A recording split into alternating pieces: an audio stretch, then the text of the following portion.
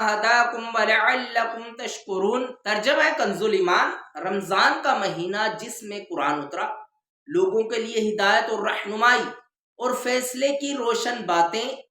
تو تم میں جو کوئی یہ مہینہ پائے ضرور اس کے روزے رکھے، اور جو بیمار یا سفر میں ہو تو اتنے روزے اور دنوں میں۔ اللہ عز و جل تم پر آسانی چاہتا ہے اور تم پر دشواری نہیں چاہتا، اس لیے کہ تم گنتی پوری کرو اور اللہ عز و جل کی بڑائی بولو اس پر کہ اس نے تمہیں ہدایت کی اور کہیں تم حق گزار ہو۔ رمضان یہ رمز سے بنا جس کے معنی ہیں گرمی سے جلنا، کیونکہ جب مہینوں کے نام قدیم عربوں کی زبان سے نقل کیے گئے تو اس وقت جس قسم کا موسم تھا اس کے مطابق مہینوں کے نام رکھ دیے گئے۔ اتفاق سے اس وقت رمضان سخت گرمیوں میں آیا تھا، اس لیے یہ نام رکھ دیا گیا۔ حضرت مفتی احمد یار خان علیہ رحمۃ حنان فرماتے ہیں، بعض مفسرین رحمت اللہ علیہ نے فرمایا کہ جب مہینوں کے نام رکھے گئے تو جس موسم میں جو مہینہ تھا اسی سے اس کا نام ہوا۔ جو مہینہ گرمی میں تھا اسے رمضان کہہ دیا گیا، اور جو موسم بہار میں تھا اسے ربیع الاول، اور جو سردی میں تھا جب پانی جم رہا تھا اسے جمادی الاولیٰ کہا گیا۔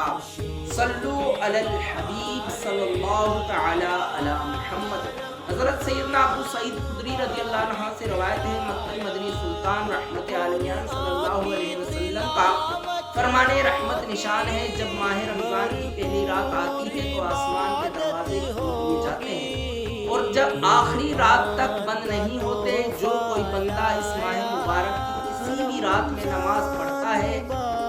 تو اللہ عز و جل اس کے ہر سجدے کے عوض یعنی بدلے میں اس کے لیے 1500 نیکیاں لکھتا ہے، اور اس کے لیے جنت میں سرخ یاقوت کا گھر بناتا ہے۔ بس جو کوئی ماہ رمضان کا پہلا روزہ رکھتا ہے تو اس کے سابقہ گناہ معاف کر دیے جاتے ہیں، اور اس کے لیے صبح سے شام تک 70,000 فرشتے دعائیں مغفرت کرتے رہتے ہیں۔ رات اور دن میں جب بھی وہ سجدہ کرتا ہے اس کے ہر سجدے کے بدلے اسے جنت میں ایک ایسا درخت عطا کیا جاتا ہے کہ اس کے سائے میں گھوڑے سوار 500 برس تک چلتا رہتا ہے۔ صلو علی الحبیب صلی اللہ علی محمد۔ میٹھے اسلامی بھائیو، الحمدللہ عز و جل تبلیغ قرآن و سنت کی عالمگیر غیر سیاسی تحریک دعوت اسلامی کے مدنی ماحول سے وابستہ عاشقان رسول کی صحبت حاصل ہونے کی صورت میں ماہ رمضان المبارک کی برکتیں لوٹنے کا بہت ذہن بنتا ہے۔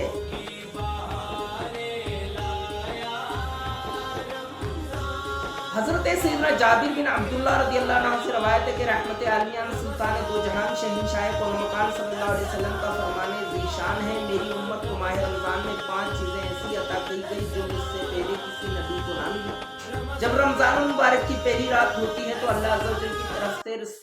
طرف رحمت کی نظر فرماتا ہے، اللہ عز و جل ان کی طرف رحمت کی نظر فرماتا ہے، اور جس کی طرف اللہ عز و جل نظر رحمت فرمائے اسے کبھی بھی عذاب نہ دے گا۔ شام کے وقت ان کی منہ کی بو جو بھوک کی وجہ سے ہوتی ہے اللہ عز و جل کے نزدیک مشک کی خوشبو سے بھی بہتر ہے۔ فرشتے ہر رات اور دن کے لیے مغفرت کی دعائیں کرتے رہتے ہیں۔ اللہ تعالیٰ جنت کو حکم فرماتا ہے، میرے نیک بندوں کے لیے مزین یعنی آراستہ ہو جا، ان قریب وہ دنیا کی مشقت سے میرے گھر اور کرم میں راحت پائیں گے۔ جب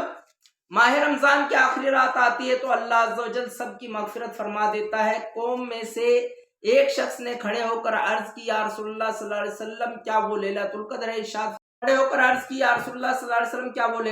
ہے؟ ارشاد فرمائے، نہیں، کیا تم نہیں دیکھتے کہ مزدور جب اپنے کاموں سے فارغ ہو جاتے ہیں تو انہیں اجرت دی جاتی ہے۔ حضرت سیدنا ابو ہریرہ رضی اللہ عنہ سے مروی ہے، حضور پر نور شافع یوم النشور صلی اللہ علیہ وسلم کا فرمان پرسرور ہے، 5 نمازیں اور جمعہ اگلے جمعے تک اور ماہ رمضان اگلے ماہ رمضان تک گناہوں کا کفارہ ہے جب تک کہ کبیرہ گناہوں سے بچا جائے۔ میٹھے میٹھے اسلام بھائیو، ہمارے پیارے پیارے آقا مکی مدنی مصطفیٰ صلی اللہ علیہ وسلم کا فرمان عالی شان ہے، اگر بندوں کو معلوم ہوتا کہ رمضان کیا ہے تو میری امت تمنا کرتی کہ کاش پورا سال رمضان ہی ہو۔ حضرت سیدنا سلمان فارسی رضی اللہ عنہ فرماتے ہیں کہ محبوب رحمان سرور ذیشان رحمت عالمیان مکی مدنی سلطان صلی اللہ علیہ وسلم نے ماہ شعبان کے آخری دن بیان فرمایا، اے لوگو تمہارے پاس عظمت والا برکت والا مہینہ آیا، وہ مہینہ جس میں ایک رات ایسی بھی ہے جو 1000 مہینوں سے بہتر ہے۔ اس ماہ مبارک کے روزے اللہ عز و جل نے فرض کیے اور اس کی رات میں قیام طلوع یعنی سنت ہے۔ جو اس میں نیکی کا کام کرے تو ایسا ہے جیسے اور کسی مہینے، یہاں قیام سے مراد تراویح ہے۔ میں فرض ادا کیا اور اس میں جس نے فرض ادا کیا تو ایسا ہے جیسے اور دنوں میں 70 فرض ادا کیے۔ یہ مہینہ صبر کا ہے اور صبر کا ثواب جنت ہے، اور یہ مہینہ مواسات یعنی غمخواری اور بلائی کا ہے، اور اس مہینے میں مومن کا رزق بڑھایا جاتا ہے۔ جو اس میں روزہ دار کو افطار کرائے اس کے گناہوں کے لیے مغفرت ہے اور اس کی گردن آگ سے آزاد کر دی جائے گی، اور اس افطار کرانے والوں کو ویسا ہی ثواب ملے گا جیسا روزہ رکھنے والے کو ملے گا، بغیر اس کے کہ اس کی اجر میں کچھ کمی ہو۔ ہم نے عرض کیا رسول اللہ صلی اللہ علیہ وسلم ہم میں سے ہر شخص